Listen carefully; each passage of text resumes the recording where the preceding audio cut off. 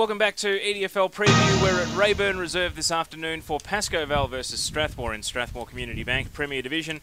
And one of the coaches in this division, keeping a keen eye on proceedings from Aberfeldy, is Adam Potter. Adam, thanks for joining us on Northwest FM Football. Yeah, cheers boys, thanks for having me. So, a Sunday game for you to prepare for. We actually asked the same question to Mick McGuan last week. How disruptive is it to get your boys to give up a Sunday and to prepare a team in order to play out of the ordinary time slots? I mean, is it a case where you say, we pay you good money, you turn up when we tell you to play, or is it still a negotiation with employers and massaging with other players' commitments in order to get your best team on the park? Yeah, no, definitely not. We look at it as an opportunity, to play at Coburg City Oval where, if we're good enough to make the finals, you'll play out there on that big ground. So, we see that as a real opportunity to, familiarise our group with that ground, and hopefully, we're there at the right time of the year. So it's definitely not an impact in terms of getting players on board. They're right for it, and they were keen to play on the Sunday at West Coburg. Coburg against West Coburg was an issue. Appreciate you joining us today, right No worries, here in the mate. box, mate. If it wasn't for these blokes in red and black, you'd be sitting pretty on top of the ladder right now. How pleased are you with the start of the year? Yeah, look, I have been pleased with the start. I think, to be honest, Greenvale, get out of jail. I thought they were really good for 3 quarters, and then to our boys' credit, we were able to really nullify their ball movement in the last quarter and put really good pressure on our front half, and I think we kicked 7 goals in that last quarter.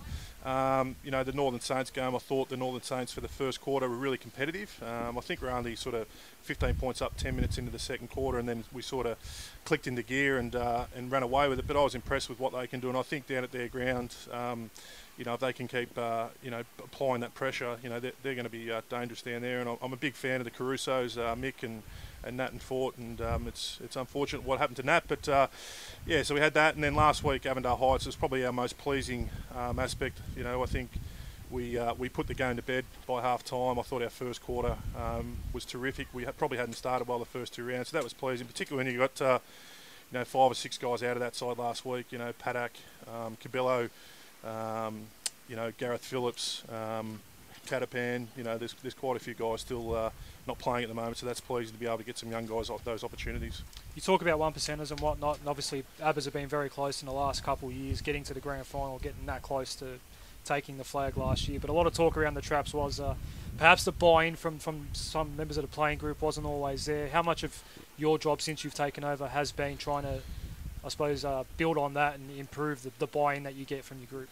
Yeah, look, I've heard that a few times from a few people, but if you speak to the guys that were there last year, they were really pleased with Mel Michael as a coach and what he was able to implement. And last time I checked, grand finals aren't easy to win, and Mel's done a great job in being able to get them to 2 grand finals. So I think, in terms of buy-in, I think that was there last year, and we've just set, continue to set more standards this year in terms of our pre-season. Most of our list trained each and every night, and we've got some really good strategies in place in terms of recovery at Monday night down at the club, and the boys are all behind that. So yeah, I don't think it's been an issue for the club on an ongoing basis. I think the guys are really keen each year to put their best foot forward, and so far I have to compliment them on the way they've prepared for each game, and it'll be no different tomorrow. We'll be well prepared and ready to go against West Coburg. Now, I know selection, there's a lot of espionage that goes on in this competition, and even today we get handed the team sheet and we're told to hide it until until 2 p.m, so no one's allowed to know anything around this competition. But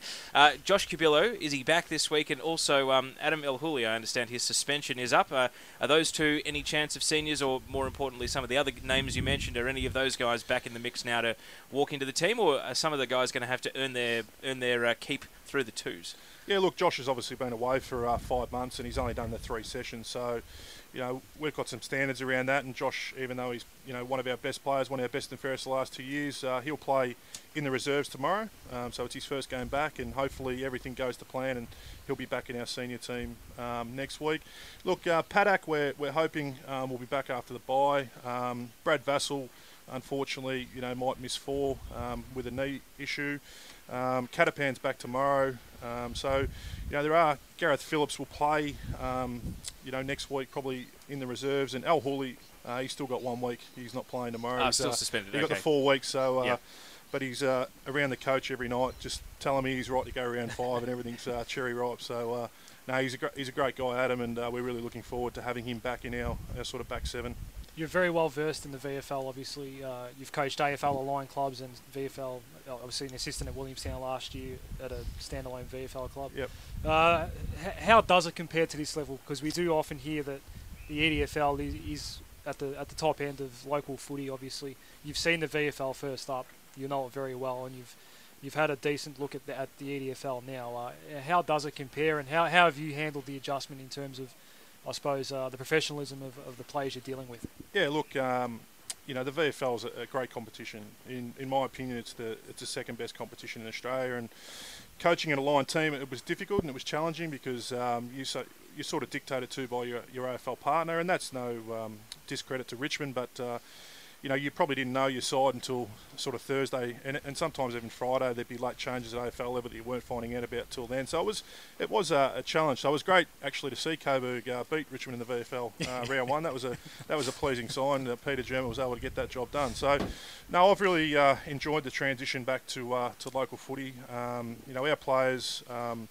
A lot of them have played at that level, and it's just getting that balance right about you know, what to bring back from the VFL system in terms of game plan and recovery and how you go about it. You know, so it's not over the top. You know, that's the key element. The players are enjoying their footy, they're having fun, and it's a really good place to be around. And Aberfeldy have obviously got a great culture in place, so yeah, it's not an issue. Sorry, Tay, I've just got one more. Yep. My theory is, you know, clubs at this level recruiting ex-AFL talent and whatnot, and obviously high profile, and it provides a lot of buzz around the club. But I've got a theory that your ex-VFL players are probably more valuable at this level. Do you have any opinions on that? Yeah, considering you've got a lot of VFL listed players on your own list? Yeah, look, I always say to young players, the 2, 3, 4 years you spend in a VFL system, you will come out a better player and usually a better person, because the way the clubs are set up now at VFL level, they're really structured, and you know, their environment, the 3 nights a week plus recovery, Saturday, Sunday games, you just learn about, you know, the next standard of footy, and you usually come back to local footy a better player. And I've seen that, you know, with a guy that doesn't play in this comp, Brett Jordan, who plays in the Eastern Footy League. He's playing Vic Metro Champs. You know, guys like that are just really good, solid local footballers now coming out of that system. So, yeah, look, that's why we encourage our young Abbas players, if they're keen to be a part of the VFL. You know, I think we've got 3 or 4 at the Northern Blues, probably 3 or 4 at Coburg. Young Harry Kennedy's training with Richmond. So, yeah, we've got plenty of guys out there in the VFL, and I'll keep encouraging that. They know that Abbas is their home. They're always welcome back, because I know in 2 or 3 years' time, once they decide VFL's not for them, they come back, they're going to be better people and better players for that experience. We've got the Aberfeldy coach Adam Potter in the box with us on EDFL Preview. Adam, I wanted to ask about Lance Oswald, because he spent a long time injured through the middle of the season last year, started like a house on fire, was best on ground in round 1, and we all knew his reputation coming from the Ovens and Murray, and grandson of a St Kilda Premiership player, and he's come in and basically delivered exactly what Abbas would have hoped, had a long injury, come back, and then with 10 minutes to go in the grand final, I think he broke his wrist, and it was a very underrated factor in Aberfeldy being unable to kick that match-winning goal, even though the ball spent the entire last 10 minutes in their attacking half of the ground. It's great to see him back kicking goals in good form. How's he travelling, and how's his body? Because when he's on, he's one of the most entertaining players in the league, but he obviously had a very injury-plagued first season in the EDFL. No, he's travelling really well at the moment. I've been really pleased with his pre-season. He's an ultra-fit sort of guy.